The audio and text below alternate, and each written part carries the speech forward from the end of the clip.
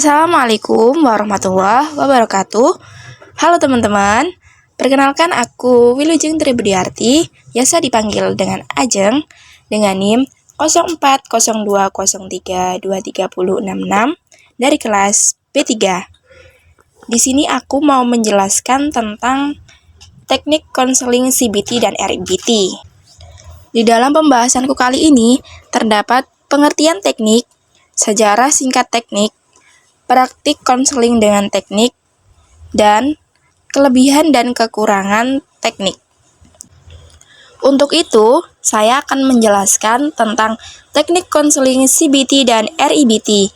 Apa sih teknik konseling CBT dan RIBT itu? Selengkapnya, yuk simak.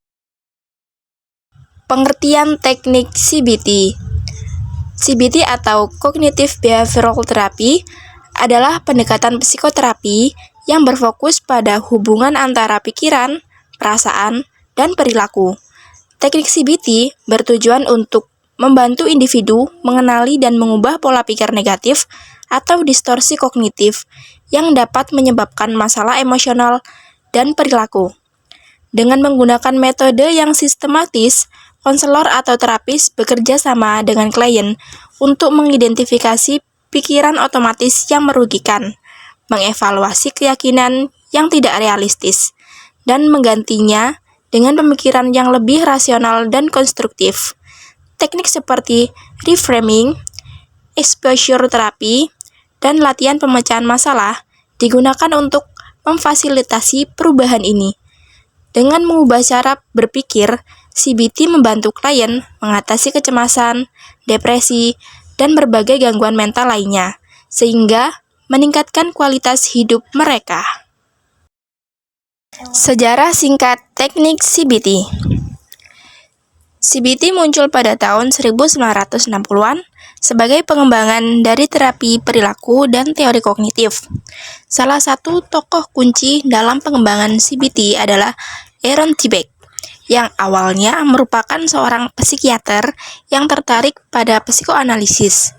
Namun, Beck mulai menyadari bahwa banyak pasiennya mengalami depresi akibat pola pikir negatif. Ia mengembangkan konsep distorsi kognitif dan metode untuk mengidentifikasi serta mengubah pikiran tersebut. Pada saat yang sama, teknik terapi perilaku yang dikembangkan oleh B.F. Skinner dan Albert Bandura juga berkontribusi pada pembentukan CBT, dengan fokus pada penguatan dan pembelajaran perilaku. Kombinasi kedua pendekatan ini menghasilkan model yang lebih komprehensif, mengintegrasikan pemahaman tentang pikiran dan perilaku. Sejak saat itu, CBT telah berkembang pesat dan menjadi salah satu pendekatan terapi yang paling banyak diteliti dan digunakan secara luas dalam pengobatan berbagai gangguan mental, termasuk depresi, kecemasan, dan post-traumatic stress disorder (PTSD). Keberhasilan CBT dalam konteks klinis dan penekanan pada evidence-based practice telah menjadikannya metode yang sangat dihormati dalam psikologi modern. Praktik konseling dengan teknik CBT. Langkah-langkah praktik konseling dengan teknik CBT. Yang pertama, pendahuluan dan penilaian awal. Pendahuluan dan penilaian awal ini dapat dilakukan dengan membangun hubungan dan penilaian masalah.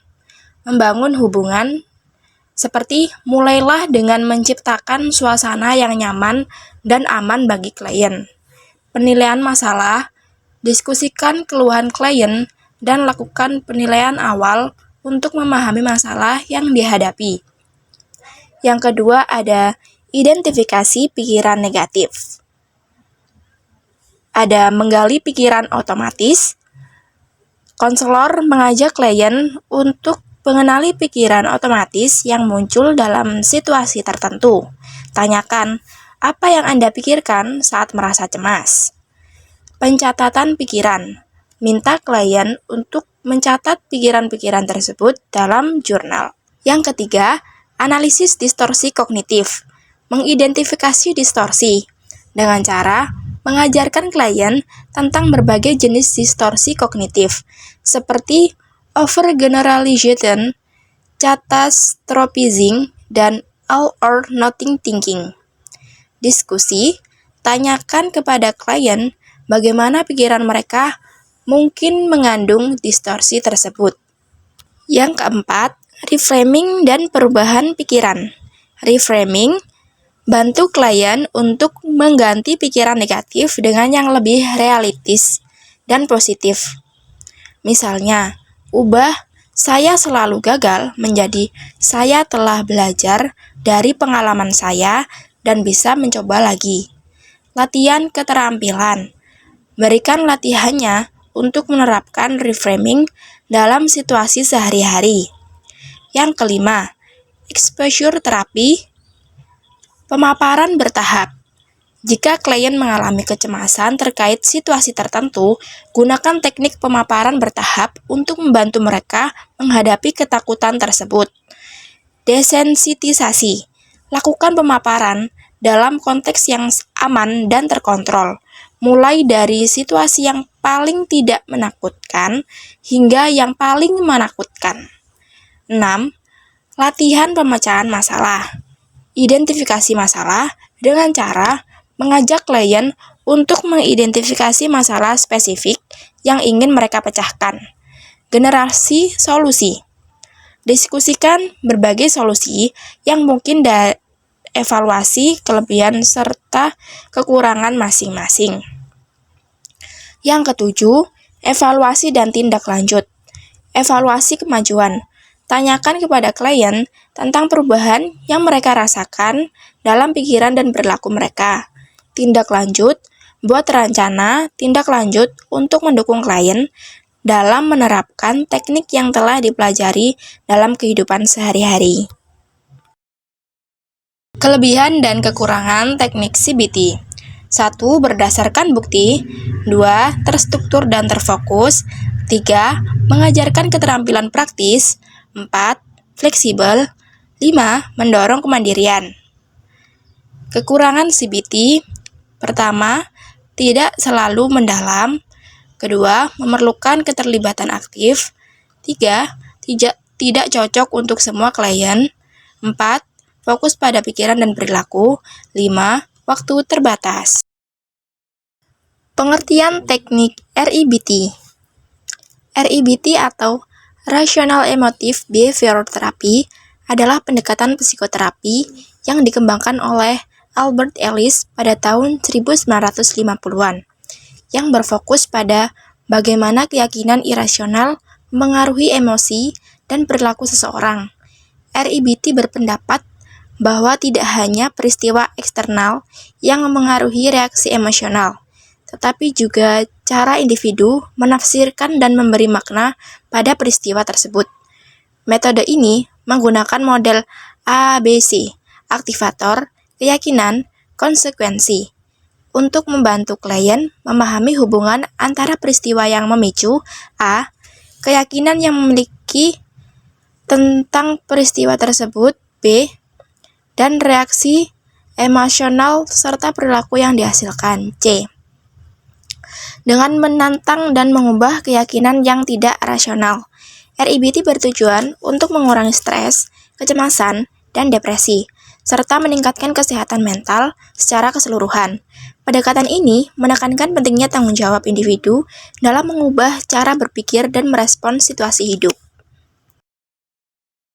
Sejarah singkat teknik REBT. REBT dikembangkan oleh Albert Ellis pada tahun 1955 sebagai salah satu bentuk terapi kognitif yang pertama. Ellis menciptakan pendekatan ini setelah merasa bahwa banyak kliennya mengalami kesulitan emosional akibat keyakinan irasional yang mereka pegang. Ia ingin mengembangkan metode yang lebih langsung dan pragmatis dalam membantu individu mengatasi masalah emosional mereka. REBT menggabungkan elemen dari psikologi kognitif dan perilaku, dengan fokus pada bagaimana cara berpikir mempengaruhi emosi dan perilaku. Model ABC, aktivator, keyakinan, konsekuensi, menjadi salah satu komponen kunci dalam REBT. membantu klien memahami hubungan antara peristiwa, interpretasi, dan respon emosional mereka. Seiring waktu, RIBT telah berkembang dan diadaptasi untuk mengatasi berbagai masalah mental, termasuk depresi, kecemasan, dan stres. Pendekatan ini menjadi salah satu dasar penting bagi banyak teknik terapi kognitif yang muncul setelahnya dan tetap relevan dalam praktik psikoterapi modern.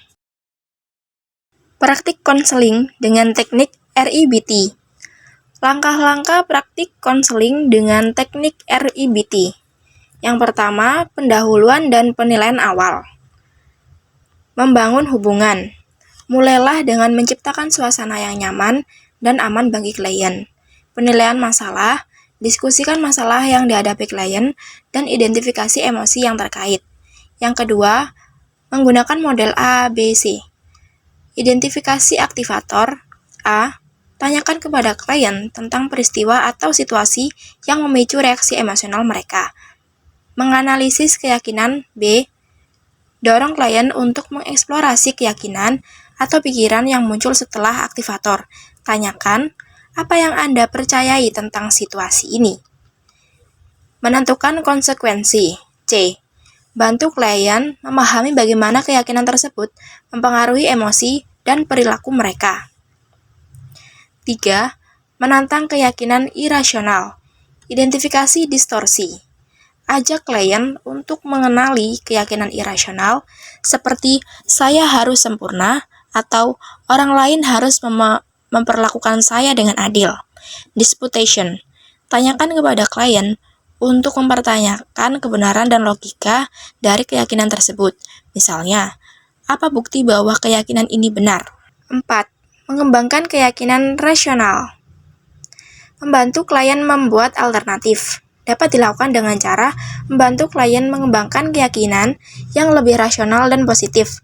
Misalnya, ubah saya harus berhasil menjadi saya ingin berusaha sebaik mungkin. Tetapi kegagalan adalah bagian dari pembelajaran. Latihan keterampilan. Diskusikan cara klien dapat menerapkan keyakinan baru ini dalam situasi sehari-hari. 5. Menggunakan teknik perilaku.